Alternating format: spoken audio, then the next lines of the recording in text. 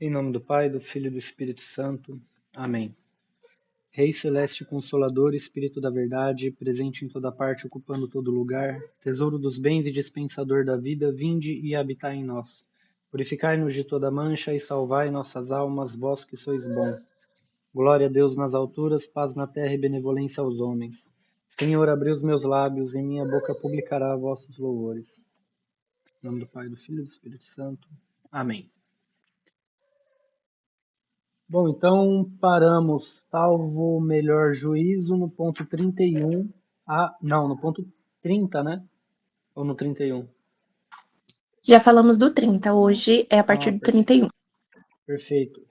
Então, Santo Agostinho, ele explica que após o encontro com Cristo, não é garantido a nossa santidade, não é garantida a nossa santidade, e após o encontro com ele, nós continuamos com a tendência para o pecado.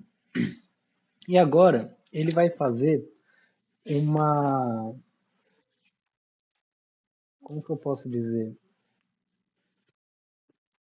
Ele vai meio que listar algumas concupiscências. Ele vai listar algumas tendências da alma humana para o pecado.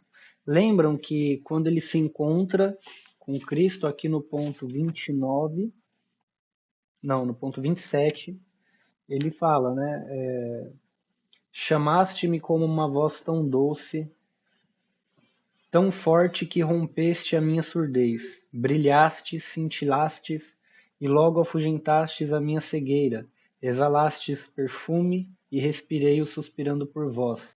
Saboreei-vos, e agora tenho fome e sede de vós. Tocaste-me, e ardi no desejo da vossa paz. Então, ele fala que o encontro com Cristo, de alguma maneira, penetrou os seus 5 sentidos. E agora vai ser justamente isso que ele vai falar, como que os nossos sentidos, sejam os exteriores, sejam os interiores, como esses sentidos eles são afetados e têm a tendência natural de nos conduzir também ao pecado. Tá? Então, pode continuar, Pro. Então, vamos lá. Ele elenca, né, dentro desse ponto a tríplice tentação, e ele vai fazer uma subdivisão em 3 partes. Ele vai separar a inconcupiscência da carne, dos olhos e a ambição do mundo. E ele vai tratar de todas essas tendências, como bem disse o Igor, separando dentro desses grupos, tá bom? E no ponto 31, nós vamos falar sobre a gula. E como eu vi que a concepção aqui que Santo Agostinho vai nos apresentar, inclusive os remédios contra isso, ele também vai chamar de doenças, eu vou utilizar aqui alguns escritos dos Padres do Deserto, que vai explicar muito melhor tudo isso que ele quer nos dizer. E para começar, queria utilizar aqui do livro A Escada do Paraíso, de São João Clímaco.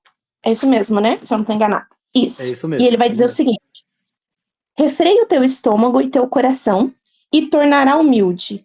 Mas se o agradares, tua mente se tornará orgulhosa. E ele continua: fala, ó tirana de todos os mortais. Veja que ele se refere à gula como tirana. E ele vai elencar uma série de doenças que são derivadas da gula. O meu filho primogênito é o espírito da fornicação. Depois dele, em segundo lugar, vem a dureza de coração. E em terceiro lugar, o sono. Depois é de mim que provém o mar dos maus pensamentos, as ondas da imundície, o abismo das impurezas desconhecidas e inomináveis. Minhas filhas são a preguiça, o mexerico, o atrevimento, a chacota, a bufonaria, a contestação, a birra, a desobediência, a insensibilidade, a escravidão, a autossuficiência, a arrogância, o exibicionismo, e depois dessas coisas vem a oração impura e os pensamentos agitados. Então veja que diante de uma doença espiritual, ela vai gerar outra. E essa concepção que Santo Agostinho vai nos mostrar aqui também, o quanto que determinada doença vai ocasionando e se agravando até se tornar para nós, depois de um prazer, uma sedução, até mesmo um pecado. E É ele vai importante, começar... desculpa interromper, é importante ressaltar que nós, da a Igreja Ocidental encerrou esses tipos de doenças, né, em 7 pecados capitais, né? A gula, a preguiça, a luxúria, a vaidade ou vanglória, a inveja, quais são os outros? A ira e a... Esqueci, de cabeça eu não lembro todos. Só que na verdade são 8, os padres da igreja chamavam aqui de 8 doenças espirituais. Eles chamavam de doenças, são doenças da alma. E alguns santos padres chamavam também de demônios. Então tem o espírito da vanglória, o espírito da gula, né? A preguiça eles chamavam de demônio meridiano ou demônio do meio-dia. Por que demônio do meio-dia? Porque ao meio-dia você almoça e bate aquele soninho, bate aquela preguiça. E a preguiça, ela pode ser tanto física quanto uma preguiça espiritual, ou assídia, como era chamada em grego, pelos padres gregos. Então, Santo Agostinho ele vai tratar, sendo ele um autor da patrística, ele vai tratar aqui como doenças. Tá? Ele vai chamar aqui de doenças ou afetos da alma. Não são propriamente afetos, tá? Porque o afeto ele é neutro, ele não é nem positivo nem negativo.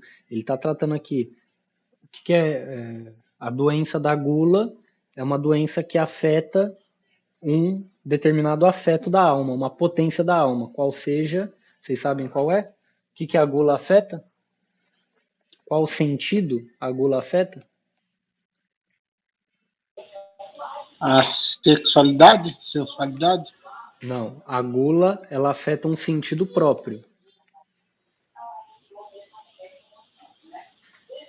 É o sentido do paladar. Então, é um afeto da alma que é danificado, por assim dizer, pelo pecado da gula. Entende?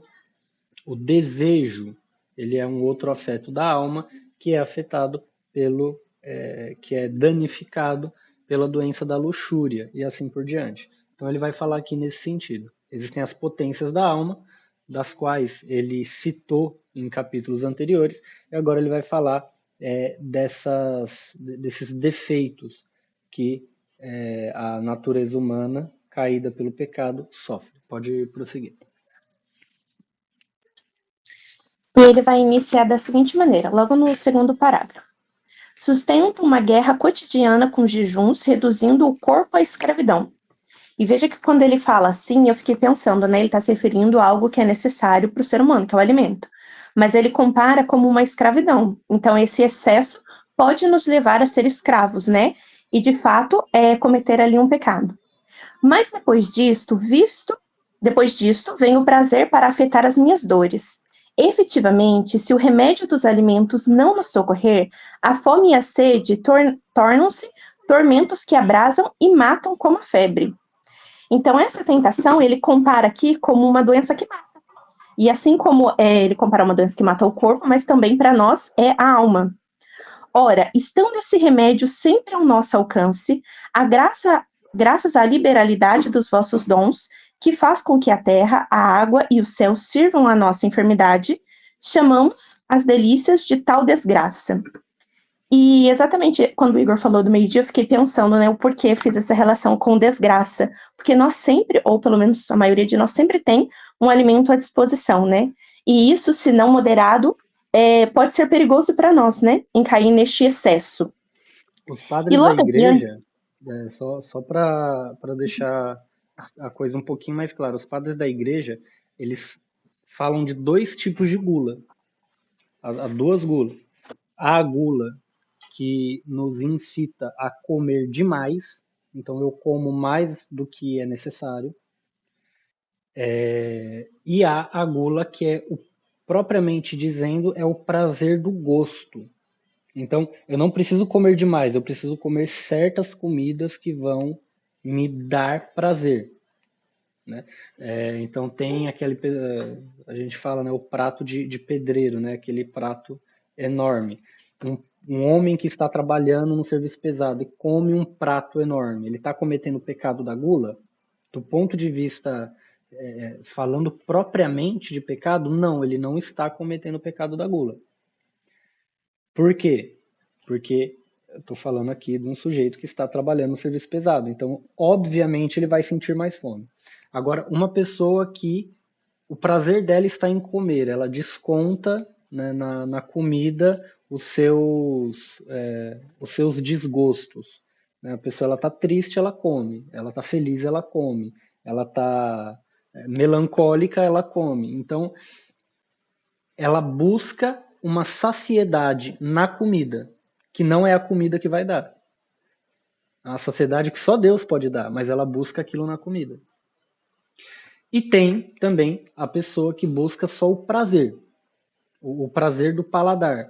Então é o sujeito que ele não come muito, mas ele precisa comer o caviar dele. Ele precisa tomar o vinho francês. Porque senão ele tem um ataque de pelanca.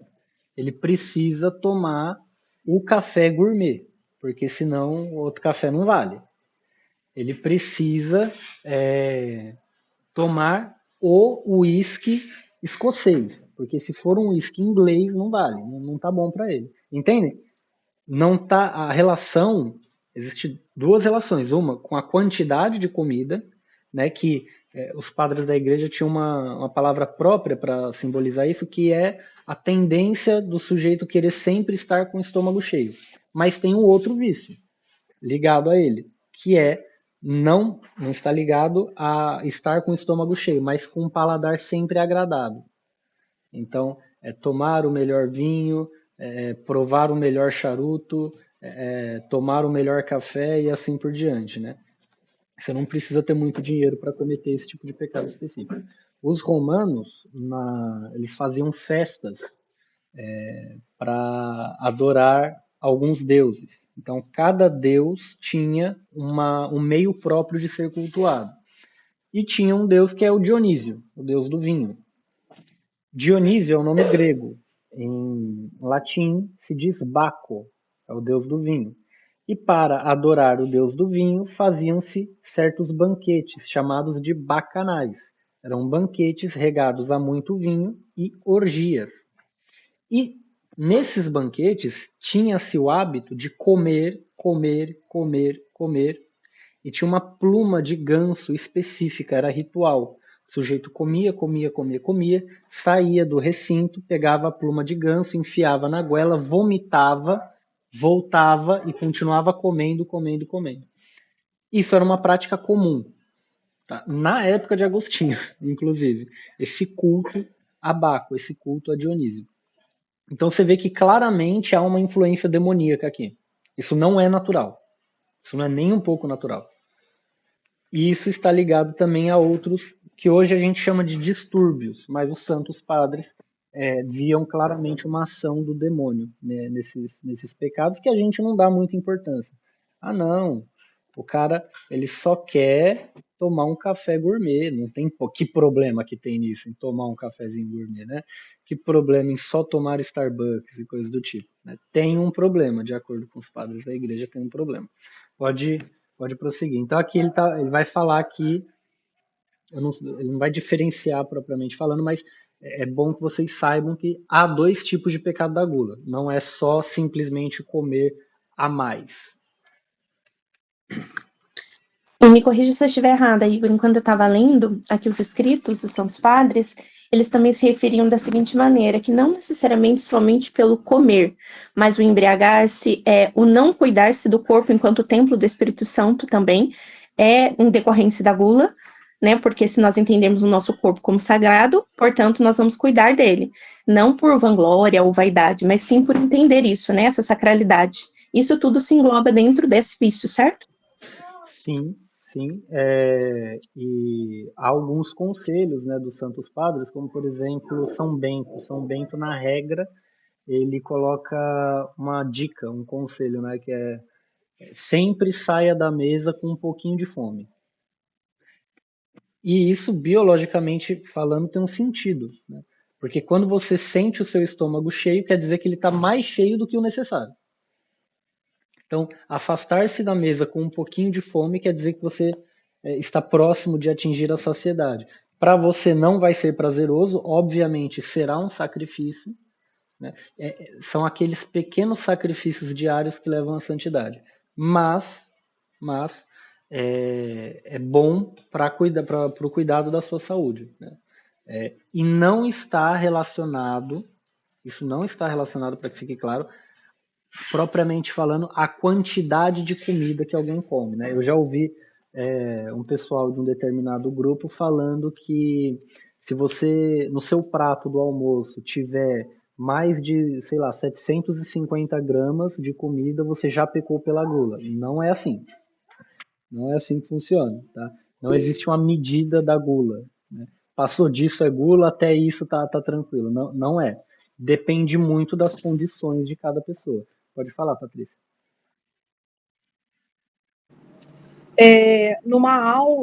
Numa das aulas da faculdade que eu tenho, se eu não me engano, um dos professores relatou que quando é em relação à gula, não necessariamente pode ser comida mesmo, mas pode ser o excesso de, de prazer no sentido, eu tô aqui jogando baralho, está me dando prazer, e eu quero ficar jogando até não aguentar mais. Eu tenho vontade de viajar. Então, ao invés de eu dar uma segurada, viajar, não, eu tenho que passear todo final de semana. É sempre assim, quando é em relação ao prazer, que você quer o tempo todo, também é gula. Eu não sei se isso faz relação com o que você falou a respeito da que você falou só de comida, né? Do uísque, do vinho, do café. Eu não sei se isso também faz mesmo relação com o prazer físico mesmo. Então, tem relação, mas são pecados diferentes, né? Por exemplo, quando você fala tem um distúrbio psicológico que hoje chamam de distúrbio psicológico, mas a igreja ensina que é uma ação do demônio. Relacionado à comida, é chamado de gula. Relacionado a gastar dinheiro, por exemplo, a pessoa que ela tá triste, ela precisa ir no shopping, gastar dinheiro pra caramba, comprar um monte de coisa que ela não usa. Nesse caso, é outro pecado, é a avareza. Entendeu? Então, é, a gula, como a Bruna bem leu em São João Clímaco, ela é mãe dos outros vícios.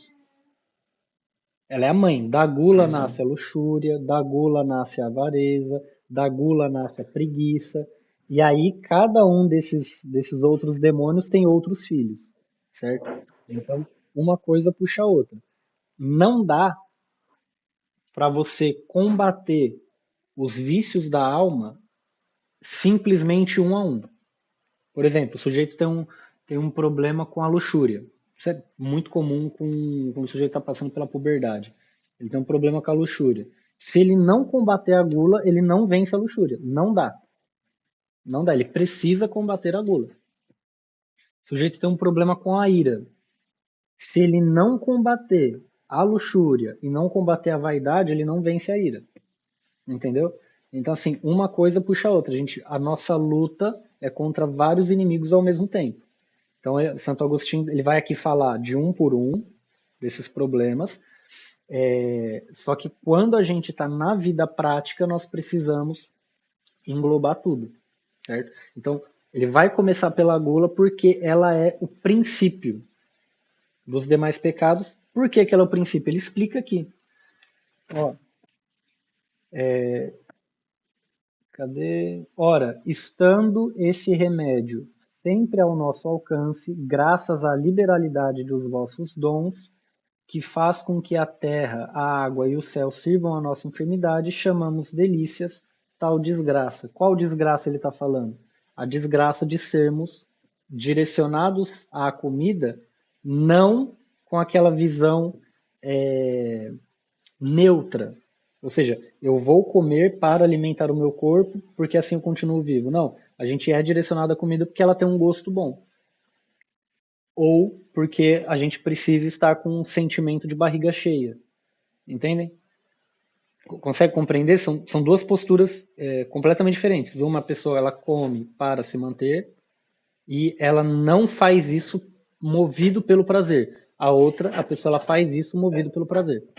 do paladar. E ser movido só pelo prazer do paladar vai fazer com que em outras esferas da sua vida você seja movido também só pelo prazer. Então, sim, tem relação, mas não são coisas que se confundem. Uma deriva da outra. Por isso ele primeiro começa falando sobre a gula. Pode prosseguir. E ele já vai fazer essa definição, e inclusive sobre esse limite, né, do quanto que é gula ou não. Ele já vai falar sobre isso também, mais adiante.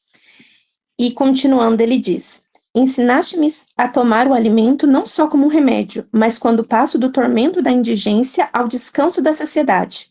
O laço da concupiscência arma-me ciladas no caminho. Com efeito, esta passagem é um prazer e não há outro por onde se possa ir para chegar aonde onde a necessidade obriga. Sendo a saúde o motivo do comer e beber, o prazer junta-se a esta necessidade, como um companheiro perigoso. Exatamente isso que o Igor acabou de explicar, né? Isso me chamou a atenção desde do começo que eu li, quando ele se refere ao prazer como um companheiro perigoso. Porque o prazer associado a esse perigo, ou seja, a essa não moderação, essa intemperança, vai nos levar ao pecado, a essa queda.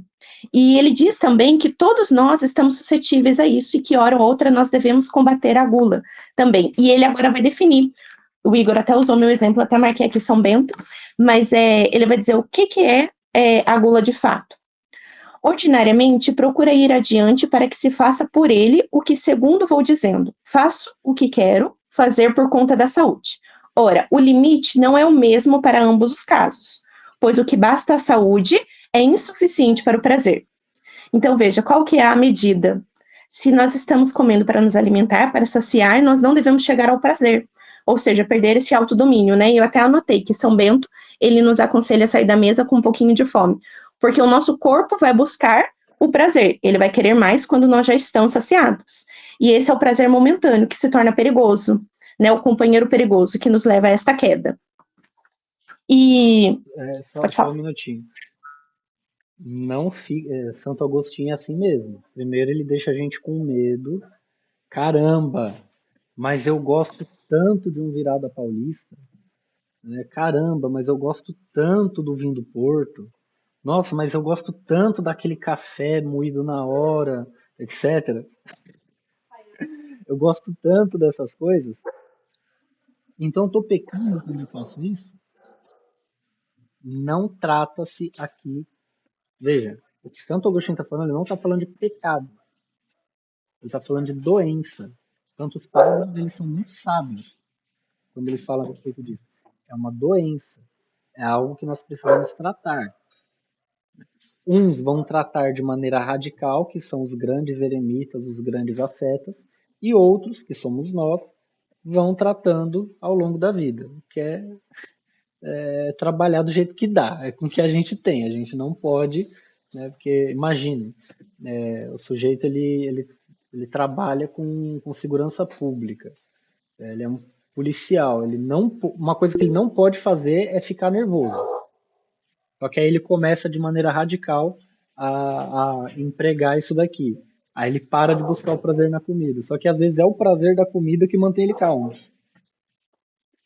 E aí ele vai pro serviço e sai batendo em todo mundo, dando coronhada na nuca de maconheiro, etc. Vai dar ruim.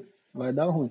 Então há que se ter moderação. Então isso aqui são alguns conselhos que ele está dando, ele está apresentando o problema para que nós, com prudência, tá, comecemos a trabalhar para mudar a nossa vida. Pode ir no andamento. A Paty queria falar? Não? E um dos remédios que ele nos apresenta é a continência. E ele vai dizer mais adiante: ninguém pode ser continente se vós não lhe dais a graça. Concedei-nos muitos benefícios quando vos invocamos. Todo o bem que recebemos antes de orar, recebemos de vós. E para todas essas doenças relacionadas à carne, ele vai dizer a importância dessa continência. E ele vai seguir citando algumas passagens bíblicas que vai mostrar a importância da continência. Eu gostaria de destacar apenas uma. Primeiro que ele diz: ó Deus Santo, sois vós que concedeis a graça quando fazemos o que mandastes. Ensinaste-me, Pai bondoso, que tudo é puro para os puros, e o que o comer com escândalo dos outros é mal para o homem. Que todas as vossas criaturas são boas, e nada deve desprezar do que se pode tomar com ação de graça. Que não é o alimento que nos faz recomendáveis a Deus. Que ninguém nos julgue pela comida e pela bebida. Enfim, aquele que come, não despreze o que come, e aquele que não come, não condene aquele que come. Então aqui ele nos deixa claro isso. E veja que ele faz também uma associação com esse excesso à impureza.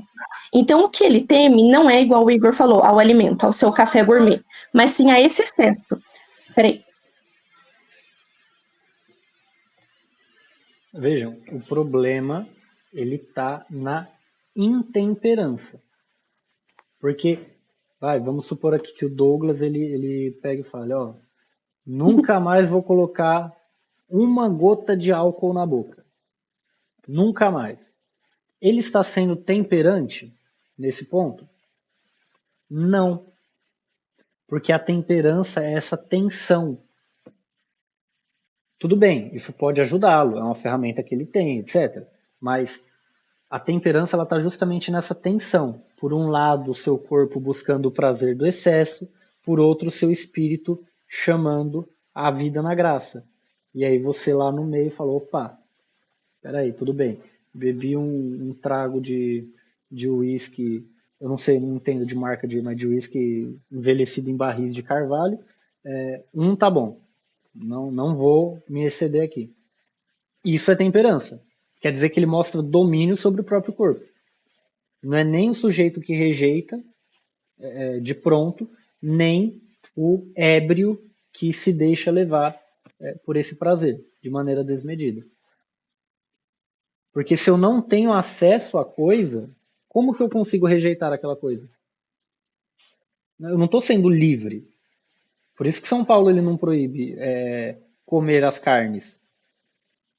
Por isso que os santos padres eles não proíbem você beber vinho, comer, sei lá, eu não sei, comer um Outback. Isso não é proibido pelos padres da igreja. O que é proibido? A destemperança. Só que é um esforço. Eu já falei isso. Eu acho que nas aulas para os professores sobre virtude. Virtude é um esforço. Você precisa se esforçar. Né? Precisa lutar, batalhar e não deixar se levar pelo prazer. Pode prosseguir.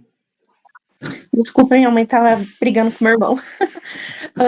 Seguindo, e ele vai falar sobre isso. Arrancar-me toda tentação. Não receio a impureza dos alimentos, mas temo a imundície do prazer. Então veja que o problema não está no alimento, mas sim nessa intemperança. E aqui nós podemos citar o próprio exemplo que ele diz sobre Esaú, né, que trocou ali a sua primogenitura pelo prato de lentilha. E continuando, ele vai dizer: exposto, portanto, a estas tentações, combato cotidianamente contra a concupiscência do comer e do beber, pois esta paixão não é coisa que se possa cortar logo de uma vez, com o simples propósito de jamais tocar para o futuro, como pude fazer no caso do coito. Aqui ele está se referindo ao celibato. Por isso, devemos ter mãos, os freios dos gostos para afrouxar as rédeas com moderação ou retestá-las. Então, veja que aqui é o remédio que ele nos apresenta ao final, para que não haja o excesso, tanto na comida quanto na bebida, ou naquilo que possa nos levar, né, a ter essa doença, esse vício. E ele, como sempre, termina, né, fazendo uma súplica. Ao final ele diz: sei que aquele que venceu o mundo intercede junto de vós pelos meus pecados. Sei que ele enumera entre os membros enfermos o seu corpo, porque os vossos olhos viram a imperfeição dele, e todos hão de ser inscritos em vosso livro.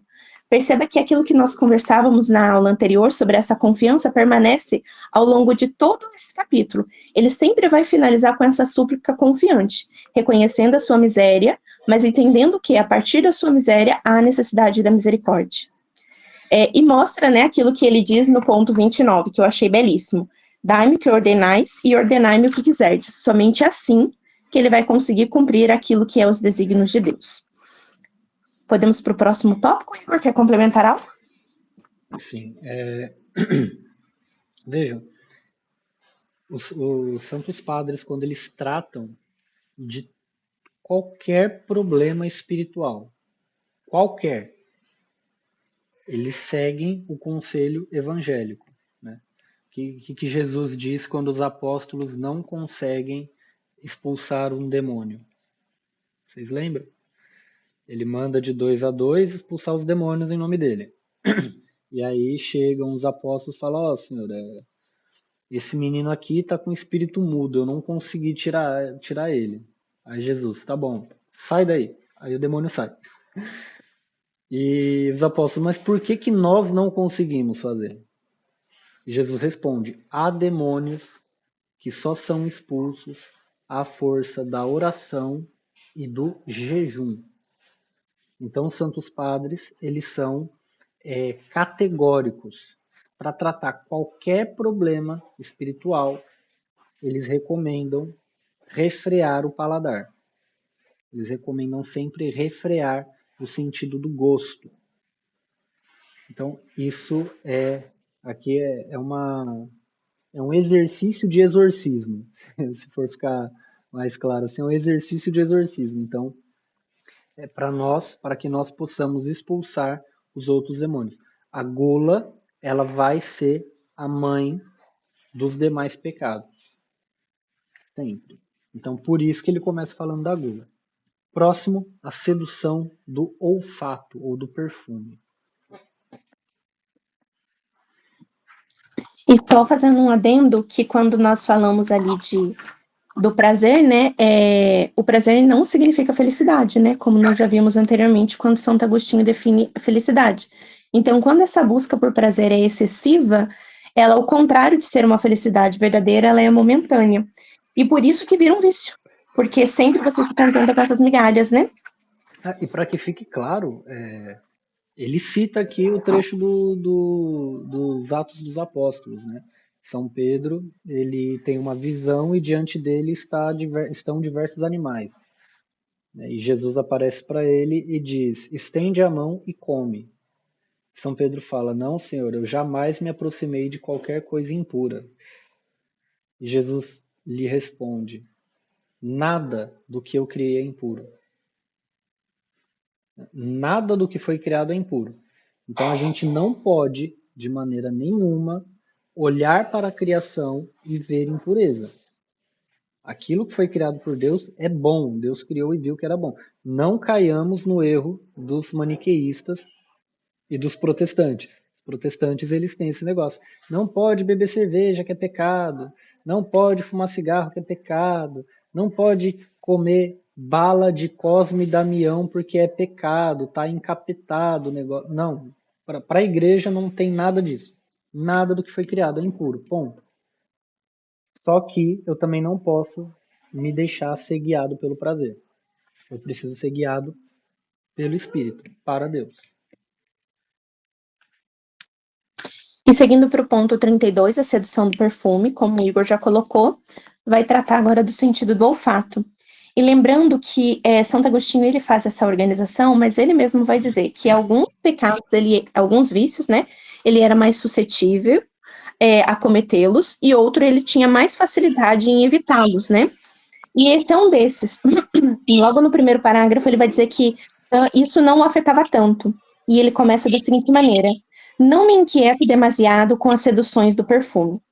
Quando está afastado, não o procuro. Quando o tenho presente, não me esquivo, mas também estou preparado para dele me abster. Ao menos assim me parece, talvez me engane. Mas veja que mesmo dizendo isso, ele diz que ele não é presunçoso em acreditar que ele nunca vai cair, né? E isso serve para nós também. E continuando, agora ele vai dizer o porquê, né, que nós não devemos ter essa presunção. A própria razão que em mim existe de tal maneira se esconde nessas trevas deploráveis que me rodeiam, que quando meu espírito se interroga a si mesmo acerca das próprias forças, julga que não deve acreditar facilmente em si, por desconhecer na maior parte dos casos o que nele se passa, exceto quando a experiência claramente lhe manifesta. E para finalizar aqui, ele diz: ninguém se deve ter por seguro nesta vida, que toda ela se chama tentação. Quem é, sendo pior, não se pode tornar melhor, e de melhor descer a pior? Só a única esperança, uma única promessa inabalável, a vossa misericórdia. Então ninguém deve se considerar ileso de cair, né, e cometer determinado pecado. que a única segurança que nós temos é a esperança na graça e na misericórdia de Deus. E quando aqui não tem muita riqueza de detalhe, né, sobre em relação a propriamente essa doença. E eu me lembrei de um exemplo assim, nada a ver, mas que me fez entender um pouquinho mais. Aqui em casa, teve um período que nós estávamos tendo, sei lá, nossa casa estava sendo tomada por formiga. E em qualquer canto que a gente colocava as coisas, as formigas iam. E eu me lembrei que assim, e elas iam assim enfileiradas. E aí, nessa busca por tentar sanar o problema das formigas, eu fiquei assistindo uns videozinhos sobre receitas caseiras. E um deles, não sei qual, dizia sobre o quanto que o olfato, o cheiro, leva e conduz, né, os animais, os insetos, à busca, né, daquilo que ele busca saciar. Então, no caso, doce, pelo cheiro. E aí, me recordando disso, eu também lembrei da questão do perfume, que até mesmo os vidros de perfume, eles vão dizer para nós, por exemplo, se é mais cítrico, o vidrinho mais branco, o vidrinho mais verde, claro.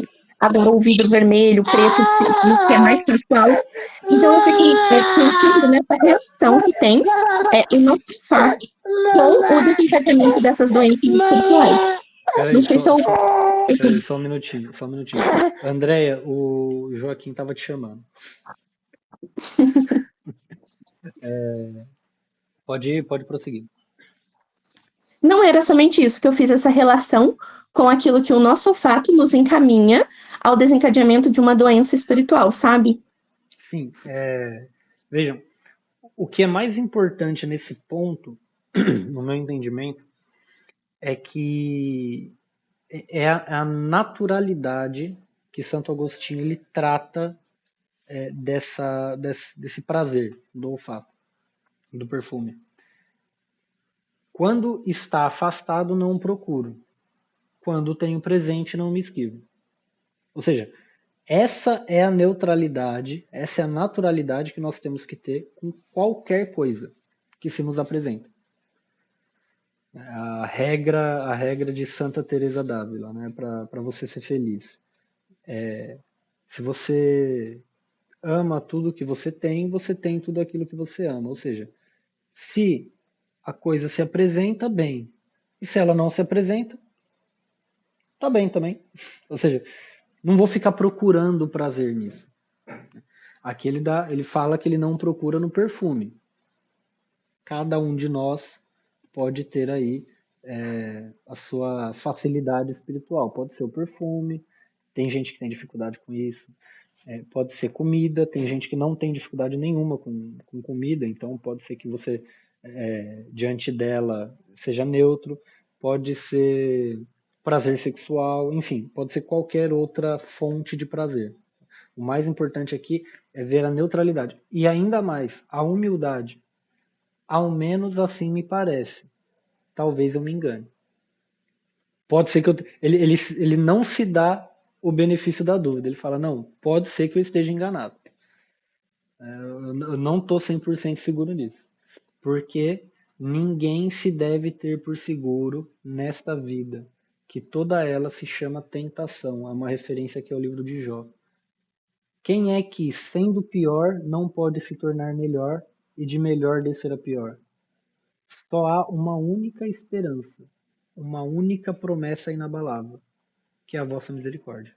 É só a isso que a gente deve se agarrar. Eu, semana passada, dei exemplo daquele terapeuta que ficou famoso nos últimos tempos por assediar as pessoas,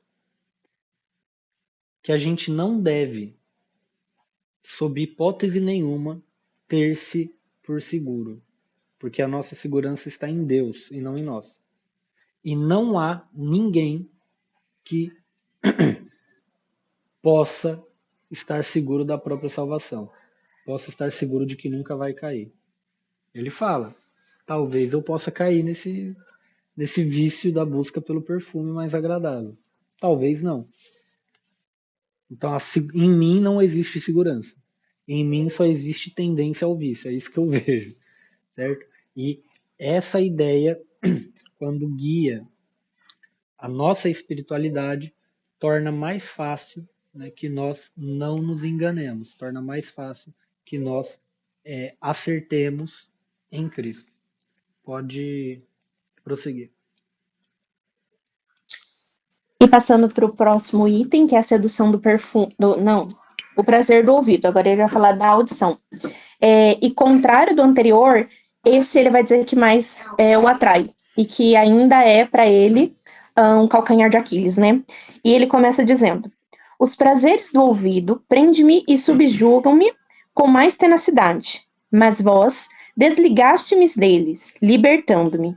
Confesso que ainda agora encontro algum descanso nos cânticos que as vossas palavras vivificam, quando são entoados com suavidade e arte. Não digo que fiquei preso por eles, mas custa-me deixá-los quando quero. Veja o quanto que é custoso, né? Se para Santo Agostinho, que estava ali com esse anseio de ser santo ali, da sua conversão, imagine para nós, né? Para que essas melodias... E aqui ele não está falando de qualquer música. Ele está falando do canto dos salmos na liturgia. Aí ele fala, é bonito, mas eu não consigo me desvencilhar. Eu quero a beleza do canto litúrgico. Certo? Só um minutinho que eu vou abençoar o neném. Então vejam, ele não está falando de qualquer música. Ele está falando de música litúrgica. Aí ele fala, a beleza dela ainda me pega. Pode prosseguir. Só para ver se eu não entendi errado, quando ele se refere a essa beleza, ele está falando das vibrações da melodia, certo? Exatamente. Porque, mas continuando aqui, ele vai dizer, né, o quanto que ele se apegava, apesar da beleza, e do quanto que isso poderia levar a um encontro melhor e mais profundo com Deus dentro da liturgia, o fazer contemplar melhor, ele ainda estava preso a esse desejo desordenado da vontade em se apegar a essas melodias, a essas vibrações, e não aquilo que estava sendo cantado, né, a letra. Então, de fato, o que deveria o aproximar, o afastava. Pode dizer, Paty. Isso vale para, eu não sei se estou entendendo direito, mas isso vale para qualquer, por exemplo, vamos supor, igual da outra vez que a gente foi lá vocês não estavam, a Andréia, não sei se estava, o Igor estava. Mas você lembra disso, quando a gente foi lá? E Isso aí, vale. ficou tocando o mesmo estilo de música. Daí, eu lembro que houve uma questão, tipo, mas será que não podia tocar outra? No entanto, só podia tocar aquela. Seria, abre aspas, pecado ouvir outras músicas, ou é pecado ficar só focado em músicas assim, músicas, sei lá, do jeito que estão tocando lá, católicas, por exemplo. Aqui ele tá falando de doenças propriamente falando. A gente não vai bater tanto nessa tecla de ser ou não ser pecado, mas de doenças, de limitações, de tendências à busca pelo prazer. E, enfim, haveria algum problema em uma pessoa só ouvir determinado tipo de música sacra? Antes, vamos fazer uma pergunta anterior. Existe alguma música que seja impura?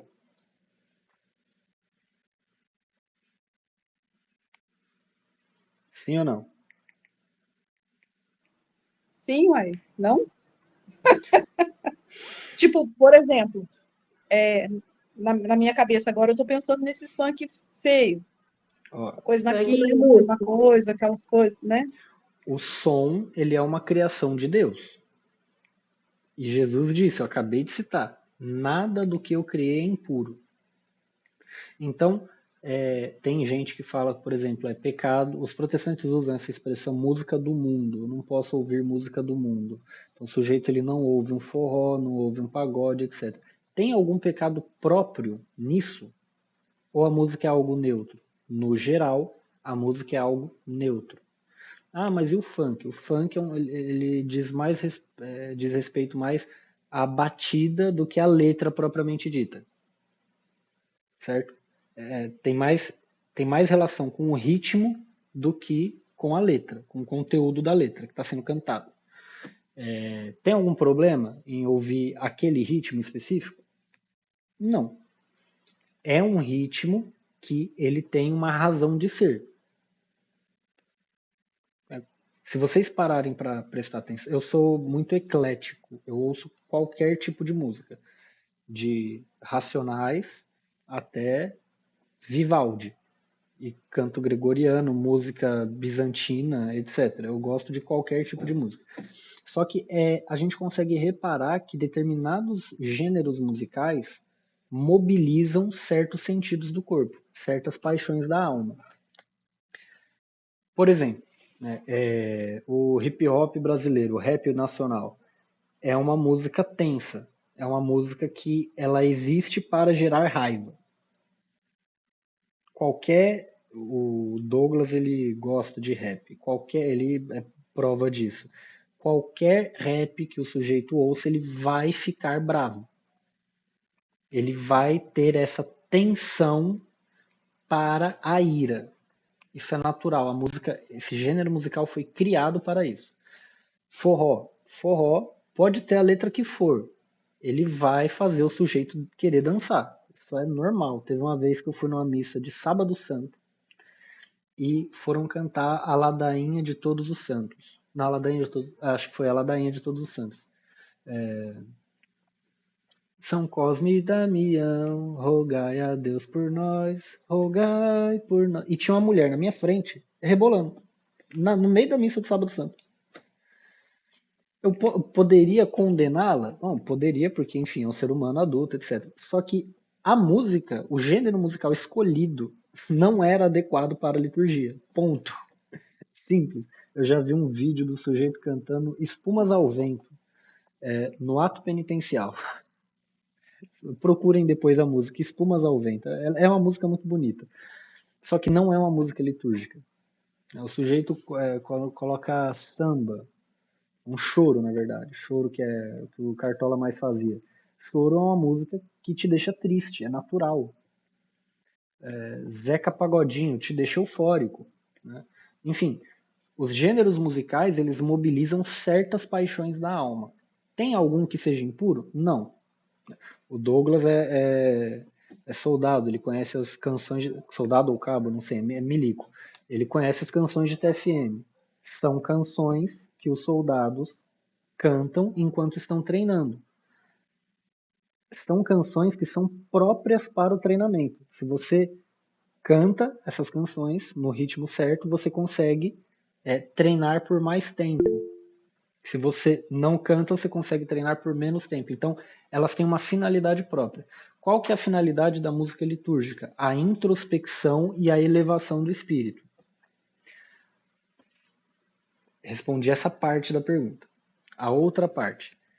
É pecado, é problemático ouvir um determinado gênero musical? Resposta, não.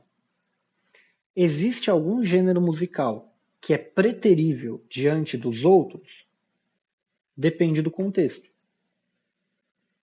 É preferível, falei a palavra errada. Então, se eu estou na liturgia, não posso colocar um forró. Simples. Se eu estou na liturgia, eu preciso de uma música que seja adequada àquele ato que eu vou fazer. Se eu estou treinando, eu não posso colocar, sei lá, um Luiz Gonzaga, porque não vai me ajudar a treinar. Eu preciso cantar a canção de TFM. Se eu estou num churrasco, aí sim respondo a pergunta, não é conveniente colocar uma música litúrgica. Porque a finalidade da música litúrgica é o serviço do altar, não é outra coisa. Não é a comunhão entre as pessoas. A comunhão que eu digo aqui é a confraternização entre as pessoas. Não é essa a finalidade. Então seria um desvio, uma desvirtuação da música. Entendeu? Ah, não, mas ela agrada aos meus ouvidos, então eu estou sendo movido pelo prazer que a música causa. É justamente isso que ele está falando aqui. Entende? Só que pior. Ah, mas ela também não me agrada ao ouvido. É que eu quero parecer santo diante do outro. Aí piorou o pecado. Aí é pecado de vaidade. Conseguiu captar? Ficou claro? Pode falar.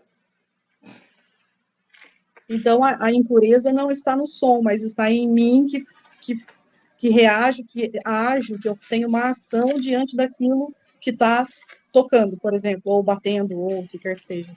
Exatamente. Teve uma vez, acho que foi a segunda vez que eu levei meu filho numa liturgia romana. E a segunda ou terceira. E aí tava tocando um ritmo meio esquisito, o menino tava em pé no banco, aí ele começou a rebolar também. Por quê? Porque é uma criança, como que eu vou falar para a criança não fazer? Se a música que está sendo tocada, o gênero musical foi criado para isso. Não tem. Então, eu estou usando algo de maneira desvirtuada no ambiente errado. Entende? O problema não está no gênero musical, está na minha disposição diante daquilo. Óbvio, há gêneros musicais que devem ser evitados por um cristão, né? Por exemplo, o sujeito ele é solteiro, ele não é casado, portanto, ele não pode praticar o coito. É conveniente que ele ouça funk? Não, não é conveniente. Mas o problema está onde? Está no gênero musical ou está na pessoa? Evidentemente está na pessoa.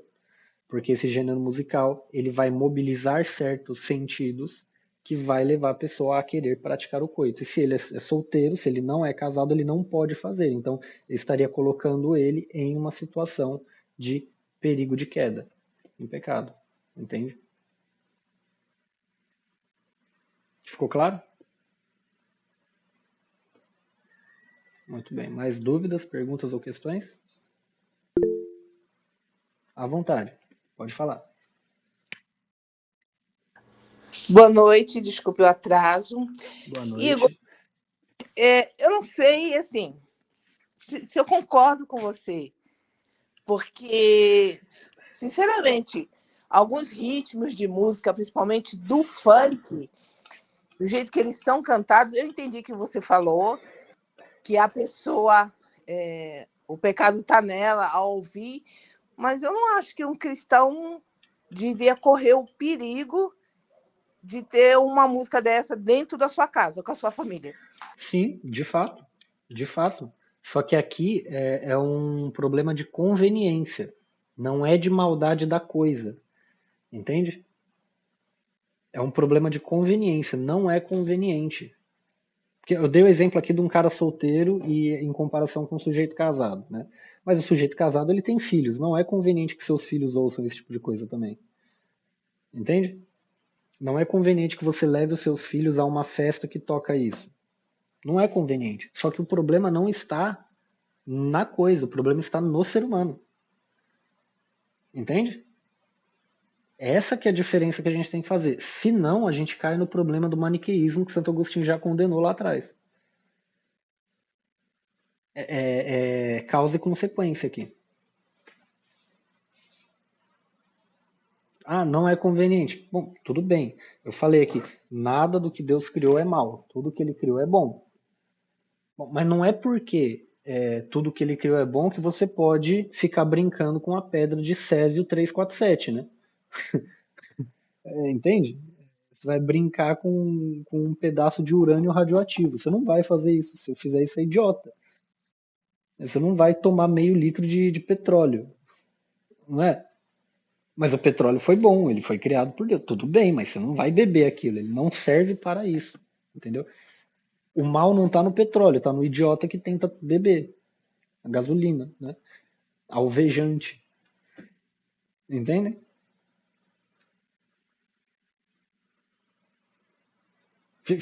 Fica mais claro? Falando dessa maneira, usando esses outros exemplos? Fica mais claro do que você quer passar. Ficou. Depois a gente conversa. Mas, olha, o exemplo que ele está dando aqui é de uma coisa que aparentemente é muito virtuosa. Você ouvir música sagrada, música litúrgica.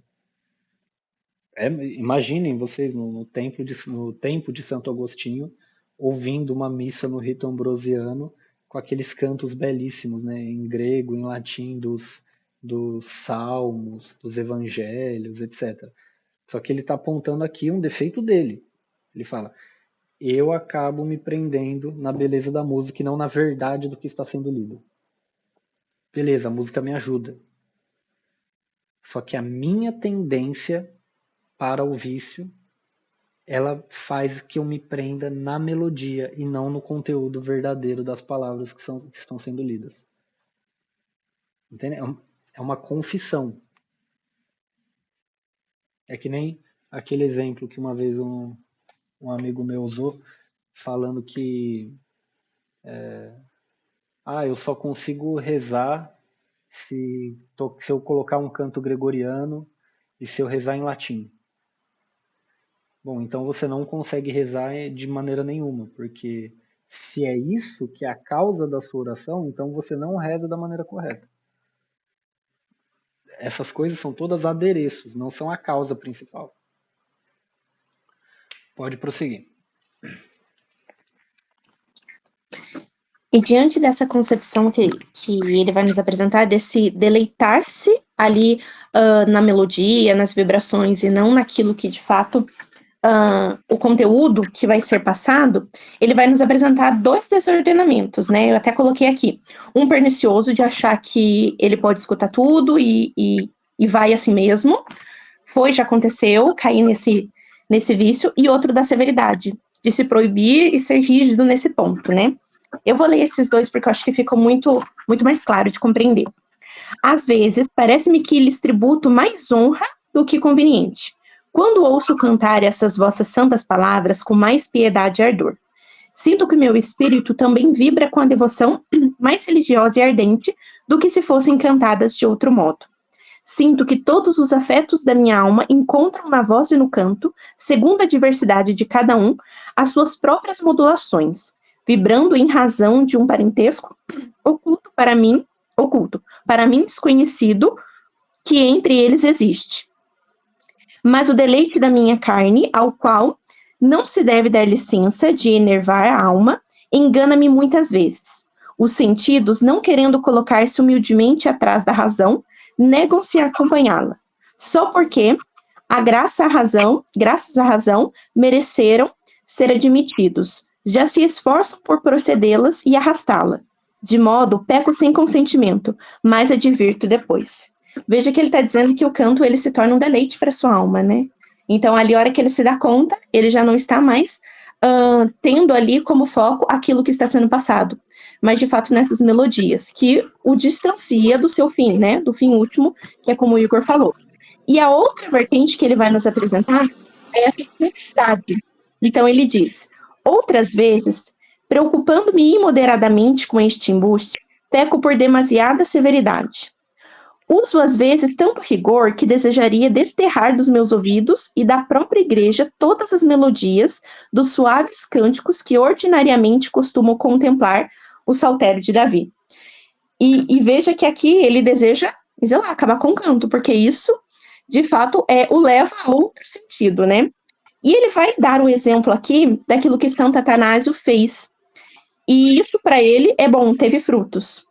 Nessas ocasiões, parece-me que o mais seguro é seguir o costume de Atanásio, bispo de Alexandria. Recordo-me de muitas vezes me terem dito que aquele prelado obrigava o leitor a recitar os salmos com tão diminutiva inflexão de voz que mais me parecia um leitor do que um cantor. Então, aqui a ideia de que, pelo que eu entendi, né, que Santo Atanásio ele pedia para que fosse cantado, mas de uma forma que parecesse que fosse a leitura. E isso ajudava o Santo Agostinho, tinha benefício para ele, porque aí ele evitava se deleitar nessas vibrações que o distanciava da compreensão daquilo que estava sendo lido. E ele vai dizer sobre esses... Quer comentar, Igor? Não, pode prosseguir. E ele vai dizer sobre o fruto, né, desse exemplo no parágrafo seguinte. Porém, quando me lembro das lágrimas derramadas ao ouvir os cânticos da vossa igreja nos primórdios da minha conversão à fé, e ao sentir-me agora atraído, não pela música, mas pelas letras dessas melodias, cantadas em voz límpida e modulação apropriada, reconheço de novo grande utilidade deste costume. Então, no caso de Santo Agostinho, esta maneira de ser lida ou cantada, né, os salmos e as canções litúrgicas, surtiram efeito e foram como um remédio aquilo que ele chama de doença ali do ouvido. E ele vai resumir, eu até coloquei aqui como um resumo daquilo que ele descreve ser o prazer do ouvido, nesse parágrafo seguinte. Assim flutua entre o perigo do prazer e os salutares benefícios que a experiência nos mostra. Portanto, sem proferir uma sentença irrevogável, inclino-me a aprovar o costume de cantar na igreja, para que pelos deleites do ouvido o espírito demasiado fraco se eleve até os afetos da piedade.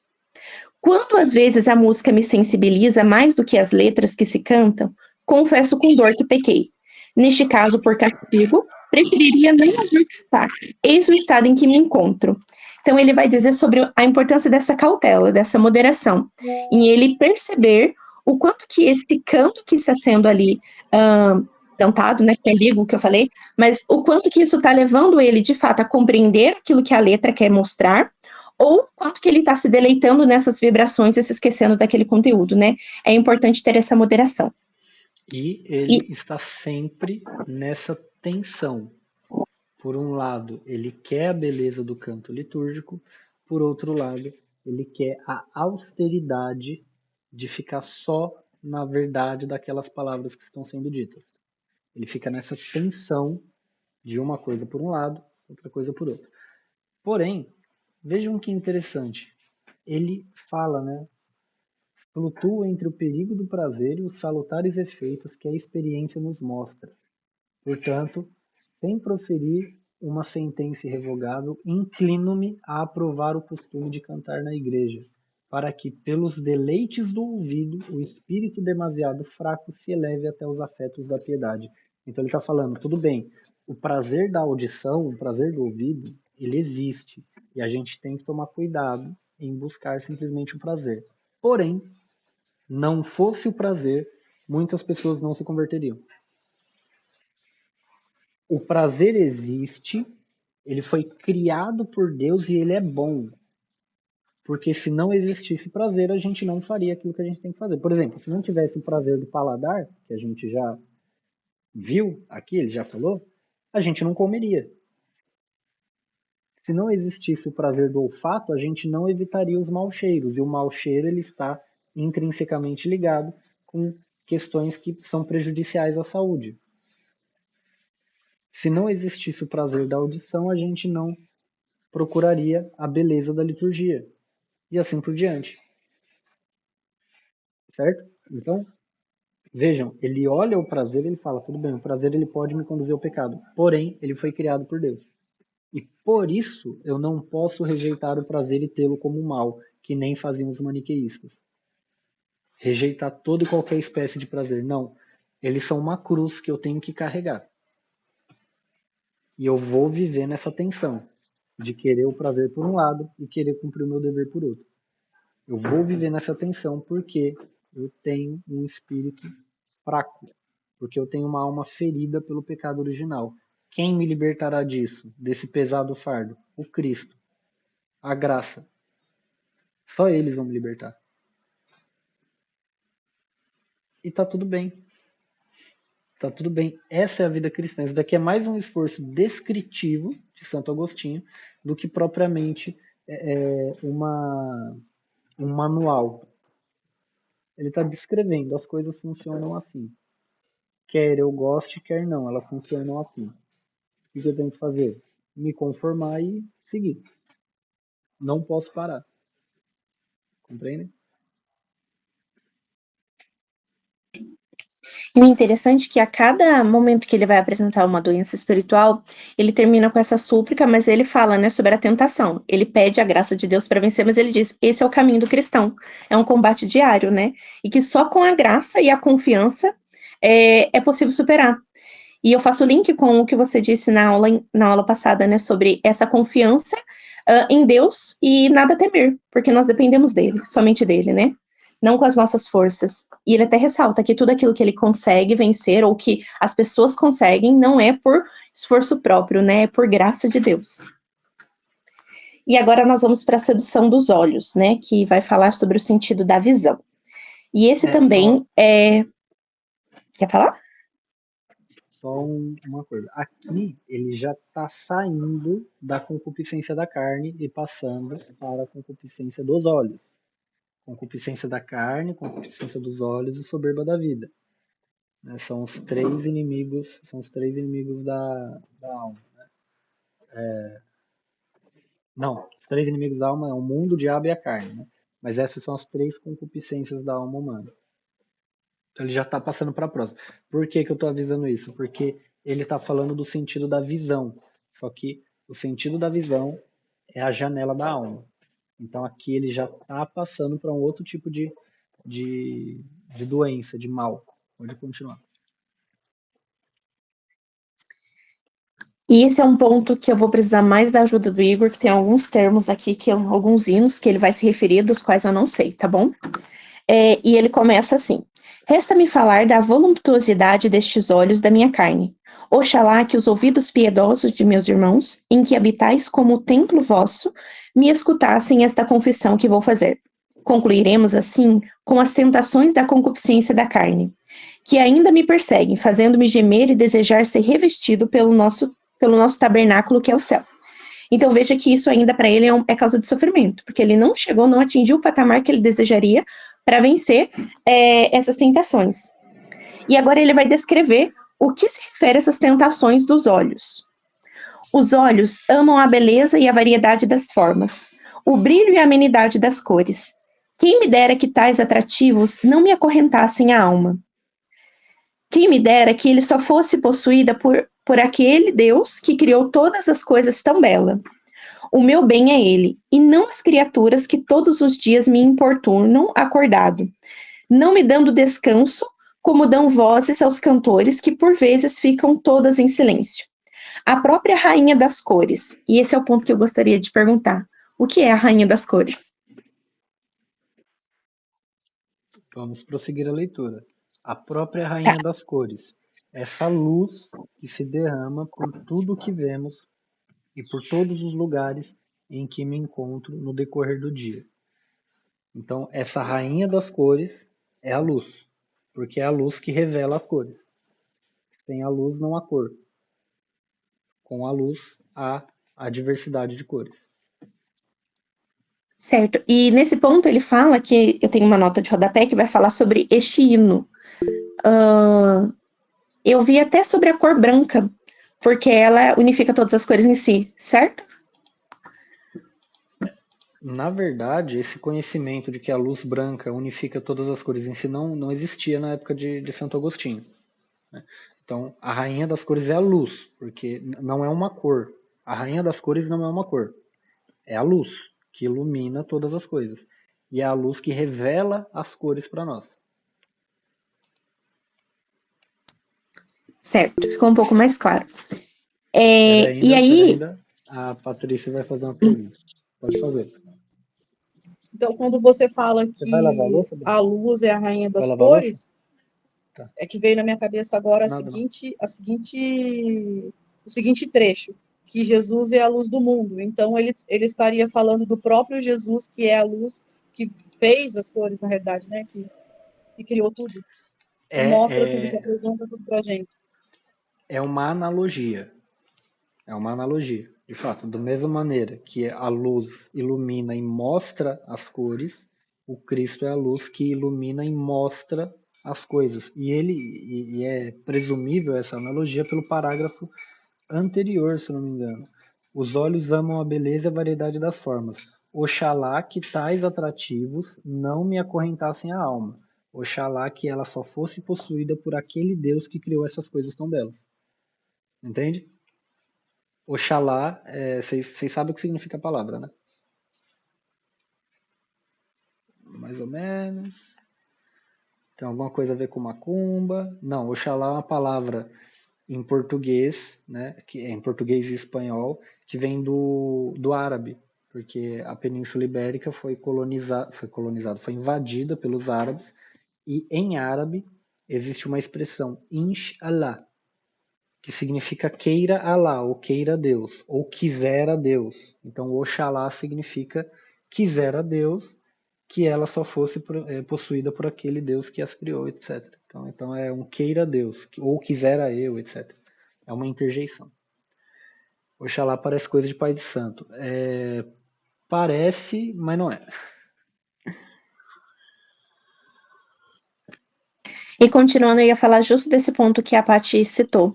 E mais adiante ele vai dizer: eis a verdadeira luz, a única luz que todos os que veem amam. Faz um todo único. A outra luz corporal que me referia ameniza a vida aos cegos amantes do século, com atraente doçura. Contudo, os que nela sabem achar motivos para vos louvar, ó Deus, Criador de todas as coisas, assumem-na como hino de vosso louvor, sem por ela serem engolidos no sono, e é assim que eu quero ser. Então veja que a luz verdadeira é o próprio Criador. Então eu não sei, mas talvez na minha compreensão parece errado. Você tem as criaturas e você deve, de fato, amá-las em Cristo. Porque caso contrário, isso vira uma idolatria. Você idolatra algo que não é o Criador. Né? Então, de fato, a sua visão turva ali se relaciona com algo que não é próprio. E aí vem toda essa inquietude, né, que Santo Agostinho vai dizer lá no primeiro capítulo. Exatamente. E, além disso, ele vai aqui no subtópico 52, ele vai falar, ele vai comparar. Ele fala é como se ele dissesse: de nada vale essa luz dos olhos carnais se eu não tiver a luz que é Deus. Ó luz que Tobias contemplava, quando cego dos olhos corporais instruía o filho no caminho da vida. Jornadeando à sua frente com os pés da caridade, sem nunca se enganar. Ó luz que Tobias, que ele está se referindo aqui, é Tobit, é o pai de Tobias, amigo de São Rafael. Vocês já leram o livro, né? O livro de Tobias. Leiam, é necessário. Então ele ficou cego, um passarinho cagou no olho dele, ele ficou cego. E aí ele manda o filho Tobias ir cobrar uma dívida. E aí, no meio do caminho, o filho Tobias, ele se encontra com São Rafael. São Rafael o conduz pelo caminho até onde estaria o cara que estava devendo dinheiro para o pai dele. O apresenta a Sara, né? Aí Tobias filho se casa com Sara, expulsa o demônio que atormentava a menina, pega o dinheiro do pai, ganha a herança do sogro e volta para casa cheio de dinheiro para auxiliar o seu pai que estava velho e cego. E depois o pai dele é curado. Por isso que ele usa o exemplo aqui de Tobias, né? Alguém que estava cego dos olhos da carne. Aí no parágrafo seguinte: ó luz que Isaac via, Isaac, pai de Jacó, filho de Abraão, que também estava cego, e abençoou Jacó no lugar de Esaú. Ó luz que Isaac via quando, apesar da velhice lhe ter oprimido e fechado os olhos carnais, mereceu não abençoar os filhos, reconhecendo-os, mas reconhecê-los abençoando-os. Ó luz que Jacó via, Jacó também esteve cego, quando, privado também da vista pela avançada idade, irradiou do seu coração iluminados fulgores para todas as gerações do povo futuro, representadas nos seus filhos. Ó luz que Jacó contemplava, quando impôs as mãos misteriosamente cruzadas sobre os netos, filhos de José, e não segundo a ordem porque os colocara o pai que via com os olhos externos, mas segundo uma outra ordem que ele discernia no seu interior. Então essa é a verdadeira luz. O Aristóteles ele fala: todo homem por natureza deseja o conhecimento, prova disso é o amor pelos sentidos, e dos sentidos aquele que o homem mais ama é o sentido da visão. Santo Agostinho fala: de nada vale, porque a única e verdadeira luz que ilumina as coisas é Deus. Pode prosseguir. E no parágrafo seguinte, ele vai fazer algumas analogias que me chamaram muita atenção. Resisto às seduções dos olhos, para que os pés, com que começo a andar no vosso caminho, não me fiquem presos. Então, primeiro, né, resisto. Então, ele não se deixa distrair. E, automaticamente, aqueles que se distraem ficam presos presos de seguir até Deus, né? E essa analogia que ele diz sobre impedir de caminhar. Então, isso causa um distanciamento daquilo que é o nosso fim último, né? Que é conhecer e amar a Deus. E ele continua: levanto até vós, por isso, os olhos invisíveis, a fim de que me livres dos pecados e dos pés dos laços da tentação. Diferente de muitos santos, né, que falam que nós devemos nos abaixar, né? Santo Agostinho, ele assemelha o erguer a visão, né? Olhar para cima para contemplar Deus, né? E vencer a tentação. Nunca havia visto nenhum santo dizer sobre isso. Vós não cessais de os libertar, porque frequentemente me prendem. Novamente, aqui nós temos um combate diário, a tentação diária. Inclusive para todos nós que estamos tentando, né? E continuando, agora ele vai, como se não bastasse todas as tentações que nós temos da própria criação, que é algo bom, nós também temos a tentação de que das coisas que foram criadas pelo homem. Então, a partir da inteligência dada a Deus para o homem, ele cria coisas que podem nos seduzir pelos olhos, né? E ele vai dizer que multidão inumerável de encantos não acrescentam os homens às seduções da vista.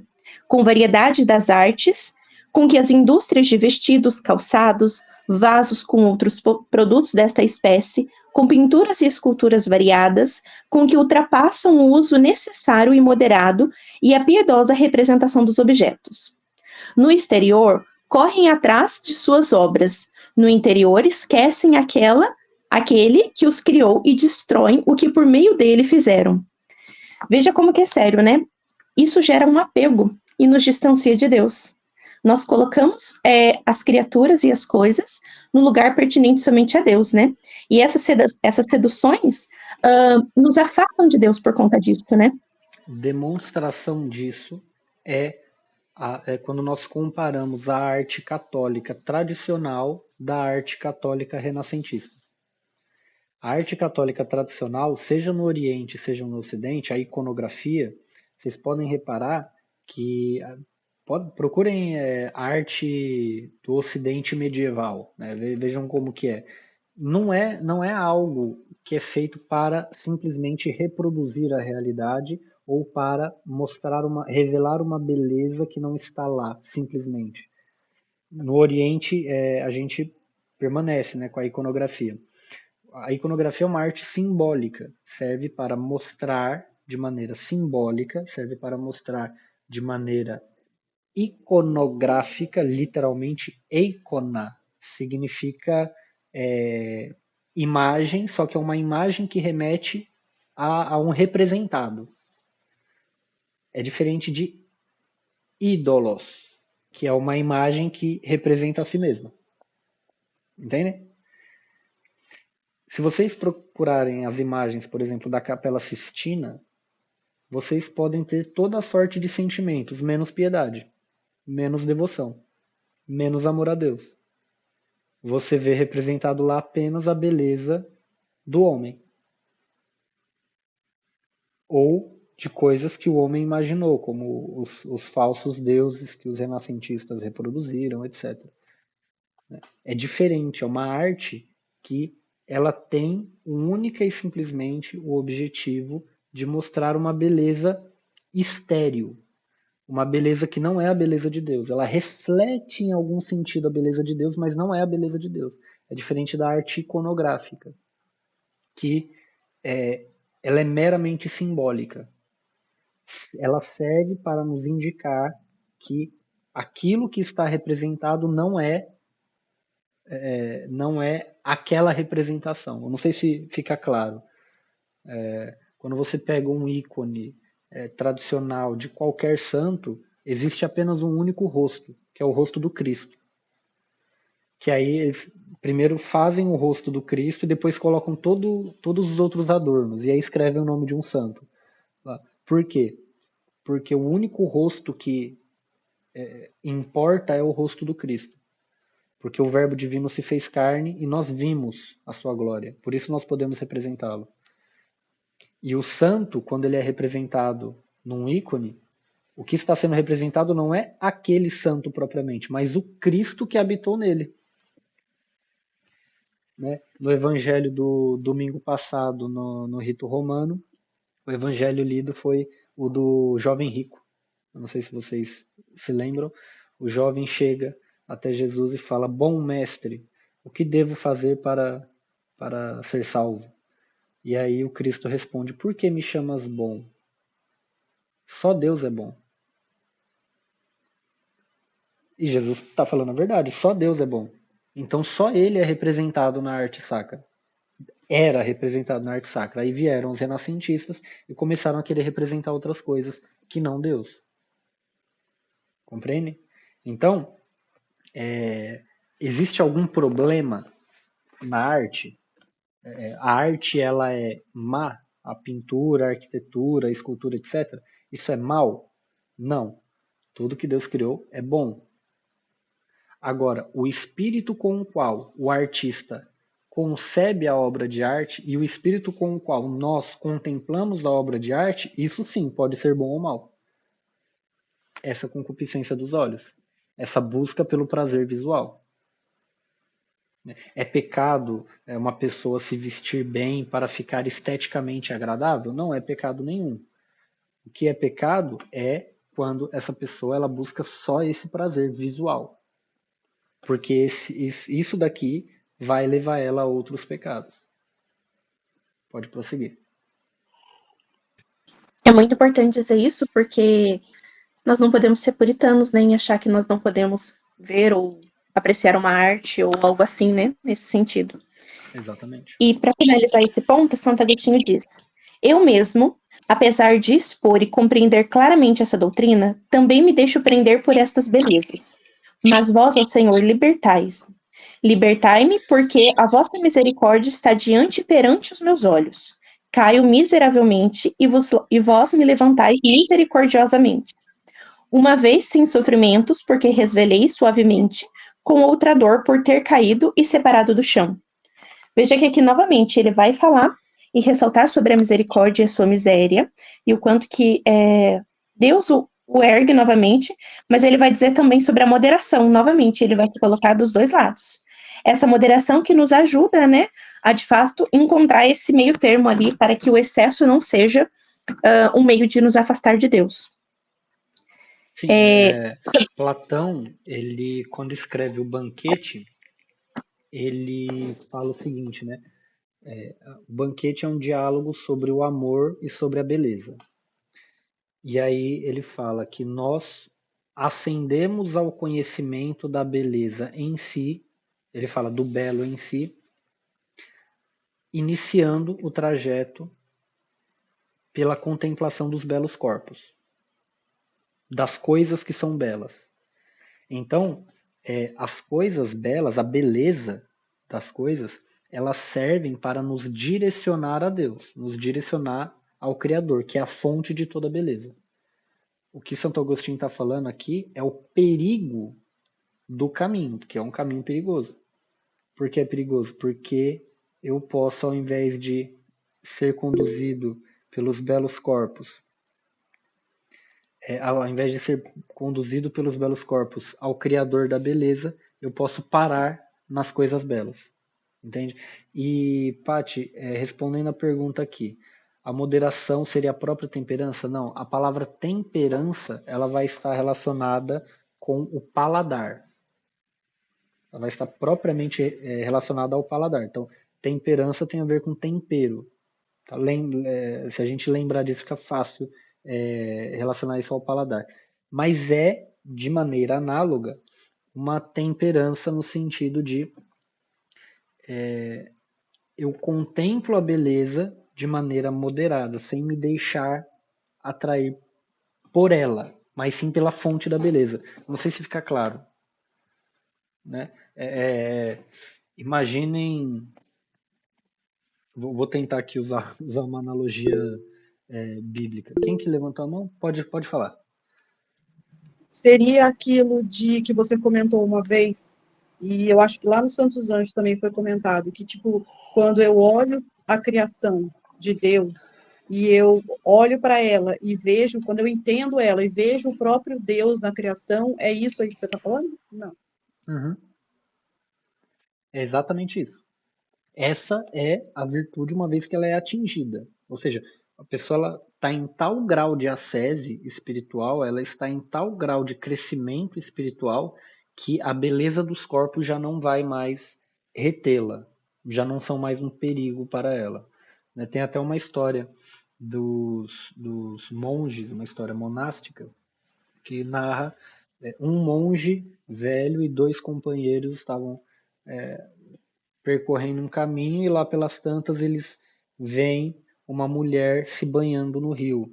E os monges mais novos escondem o olhar. O monge mais velho, ele levanta os braços e agradece a Deus, que é o belo e é a fonte de toda beleza, né? Para uma pessoa, para um réis mortal que nem nós, é prudente fazer isso? Nem um pouco.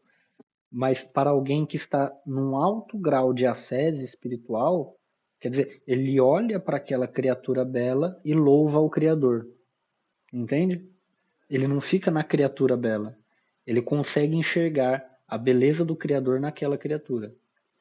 Né? No Cântico dos Cânticos, o que é narrado lá uma noite de núpcias. Não sei se vocês já repararam ao ler o Cântico dos Cânticos, né?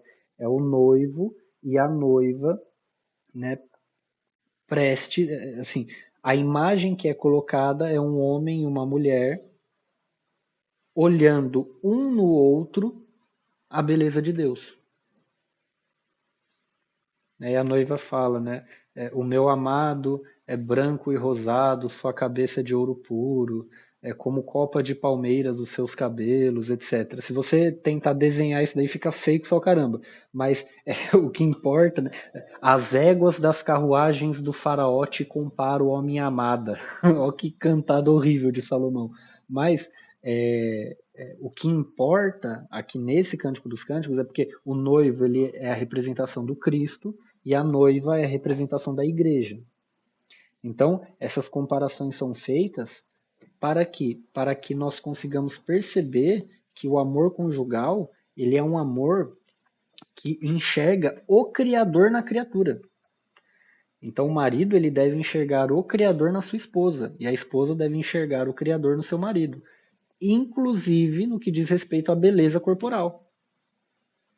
Porque se a gente só simplesmente rechaçar a beleza como se ela fosse algo pecaminoso, que nem muitos grupos fazem, então as mulheres todas deveriam se vestir de cortina e toalha de mesa, né? E os homens todos deviam usar o mesmo terno e gravata durante todo o ano, né? Fedendo que não sei o quê. Não, não é isso, não é bom. Mas é bom que o marido olhe para sua esposa e veja bela, que a mulher olhe para o marido e veja o belo, né? Saudável, bonitão, etc. Isso é bom, porque isso mostra o amor de Deus para com a humanidade. De todas as formas de amor humanas, naturais para o ser humano, a única que é usada mais de uma vez para comparar o amor de Deus para com a humanidade é o amor erótico conjugal. Quantas vezes na Sagrada Escritura não tem a referência da noiva como a igreja? O Cristo, quando ele fala do reino dos céus, da sua segunda vinda, ele narra a parábola das noivas. As noivas imprudentes e a noiva prudente, que guarda o óleo na lâmpada. O São Paulo, ele compara na carta aos Efésios e em algumas outras, ele fala, né? Maridos, vós sois a cabeça, esposa, vós sois os membros, né? Porque o Cristo é a cabeça da igreja. Maridos, amai vossas esposas como Cristo amou a igreja, entregando a vida por ela. Esposas, amai vossos maridos como a igreja. Sede submissas aos vossos maridos como a igreja o é a Cristo. Então, esse amor, que é um amor que é intrinsecamente ligado com a beleza. O amor erótico é um amor intrinsecamente ligado com a beleza. Não dá para separar amor erótico e beleza. Eles são uma fusão. Até no banquete o Aristófanes, ele fala que Eros ele é filho de Hefesto com a Afrodite. Afrodite é a deusa mais bela e Hefesto é o deus mais forte. Então o amor erótico ele é forte como seu pai e belo como a sua mãe. Então não dá para você separar uma coisa da outra. E a igreja, a Sagrada Escritura, usa essa forma de amor para mostrar o amor de Deus para com a humanidade. Então essa busca pela beleza, ela é algo bom. Querer enxergar a beleza das coisas é algo bom. Só que eu não posso parar na beleza da coisa. Eu tenho que transcender a coisa e enxergar a beleza de Deus. Compreende? Esse que é o ponto. Quando eu consigo olhar para algo belo e enxergar a força e a beleza de Deus, eu já atingi um nível espiritual razoável, por assim dizer. Pode prosseguir. Nós vamos prosseguir ou nós vamos parar por aqui? Deixa eu ver. Tem 1h30, vocês que decidem.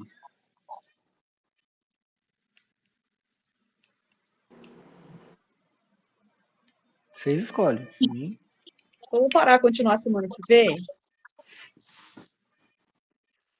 Beleza. Próximo ponto é a curiosidade. A gente vai falar de Instagram na próxima aula. Tá bom, Instagram, quero Twitter. saber o próximo ponto. Não, mentira, tô zoando. A gente já está quase terminando o livro 10º. O próximo é o livro 11º. Quem ficou de apresentar esse livro? O Neto. Então vamos finalizar aqui. Vou fazer a oração. Em nome do Pai, do Filho e do Espírito Santo. Amém. Ave Maria, cheia de graças, o Senhor é convosco. Bendita sois vós entre as mulheres e bendito é o fruto do vosso ventre, Jesus. Santa Maria, Mãe de Deus, rogai por nós, pecadores, agora e na hora de nossa morte. Amém. São Miguel Arcanjo, rogai por nós. Em nome do Pai, do Filho e do Espírito Santo. Amém. Fiquem com Deus, boa noite e até a semana que vem, se Deus quiser. Salve Maria, tchau.